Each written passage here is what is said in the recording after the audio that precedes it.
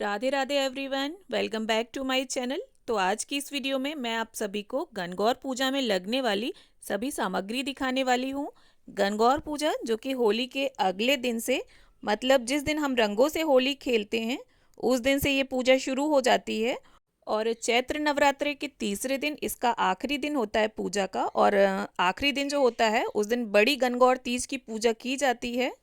तो देखिए, गणगौर तीज का जो व्रत पूजन है वो उत्तरी प्रांतों में तो मनाया ही जाता है, पर राजस्थान में और मध्य प्रदेश में इस व्रत पूजन का बहुत अधिक महत्व है। तो देखिए, आप चाहे किसी भी प्रांत या राज्य से हो, पर पूजा का जो सामान है वो लगभग यही रहेगा। तो चलिए अब हम पूजा की सामग्री को देख लेते हैं। तो सबसे पहले तो हमें देखिए मिट्टी या लकड़ी के ईसर जी और गणगौर माई चाहिए होते हैं। तो यहाँ पर मैंने मिट्टी से ईसर जी और गणगौर माई बनाए हुए हैं। तो आप यहाँ पर 5 का सेट भी बना सकते हैं या मार्केट से भी ये ला सकते हैं, ज़रूरी नहीं है कि आप घर पर ही बनाएं। और देखिए, यहाँ मेरी मूर्तियाँ इस प्रकार से बनी हुई हैं। अगर आपको बहुत अच्छी बनानी आती हैं तो आप घर पर भी बना सकते हैं, पहले से बनाकर इन्हें रख लें। मूर्तियाँ आप मिट्टी की या लकड़ी की किसी की भी ले सकते हैं। और इसके बाद देखिए, अब हमें बांस की टोकरी में सुहाग पिटारी निकालनी होती है। बांस का भी बहुत अधिक महत्व है इस पूजन में। तो यहाँ पर मैंने गणगौर माई के लिए 16 श्रृंगार का सामान निकाला हुआ है। और इसके बाद देखिए, अब हमें इस तरह से कुमकुम चाहिए। कुमकुम को आप घोल कर रख लें। और क्योंकि इनकी टिक्कियाँ देनी होती हैं हमें एक पेपर पर, कुमकुम, मेहंदी और काजल की, तो इस प्रकार से मेहंदी भी मैंने रख ली है। और इसके बाद काजल आप ले लें। काजल आप स्टिक वाला भी ले सकते हैं और इस तरह से डिब्बी वाला भी। और आप चाहें तो रोली और मेहंदी में ईयरबड्स भी डाल सकते हैं, इससे टिक्कियाँ जो हैं वो आसानी से लग जाती हैं। इसके साथ ही हमें मोली चाहिए होगी।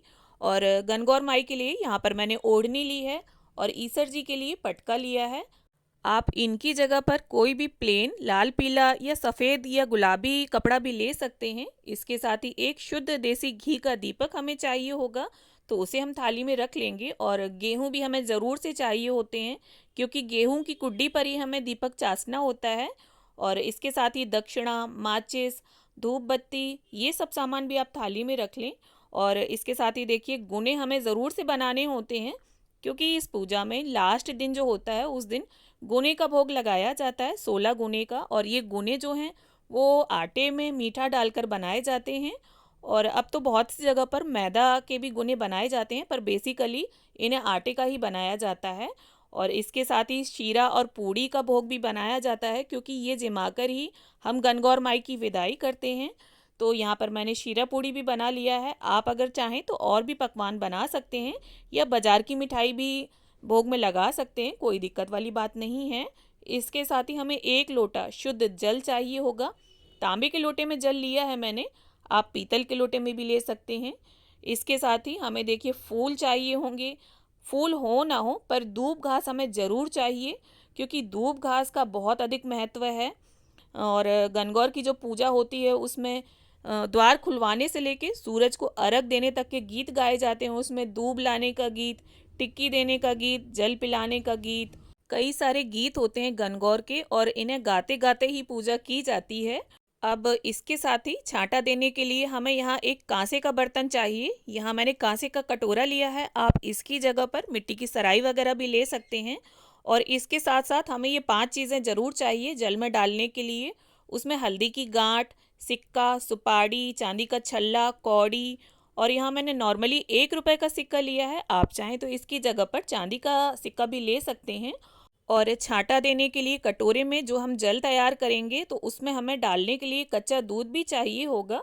तो थोड़ा सा यहाँ पर मैंने कच्चा दूध ले लिया है। कई जगह पर बिना दूध डाले खाली जल में ये 5 चीज़ें डालकर छांटा दिया जाता है, तो आपके यहाँ जैसा होता हो आप वैसा कर लें।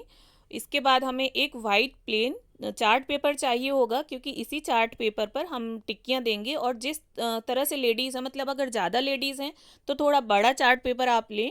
और इसके साथ ही ये देखिए, सदा सुहागन या सदाबहार जो भी आप कहते हो, ये फूल अगर आपको मिल जाते हैं तो इन्हें ज़रूर रख लें। और छांटे वाले जल में इन्हें डाला जाता है। और इसके साथ अगर आप बायना निकालते हो सासू माँ के लिए, तो उसमें आप साड़ी, सूट जो भी आपकी सासू माँ पहनती हूँ वो निकाल लें, 16 श्रृंगार की सामग्री निकाल लें और थोड़ी दक्षिणा रख दें। और शीरा पूड़ी पर ये बायना निकाला जाता है, तो वो भी थोड़ा एक्स्ट्रा बनाएं आप। तो इस तरह से ये वो टोटल सामग्री है जो गणगौर पूजा के लिए हमें चाहिए। तो उम्मीद करती हूँ इस वीडियो से आप सभी को हेल्प मिले। वीडियो अगर अच्छी लगे तो इसे लाइक करें, शेयर करें और चैनल को सब्सक्राइब कर लें।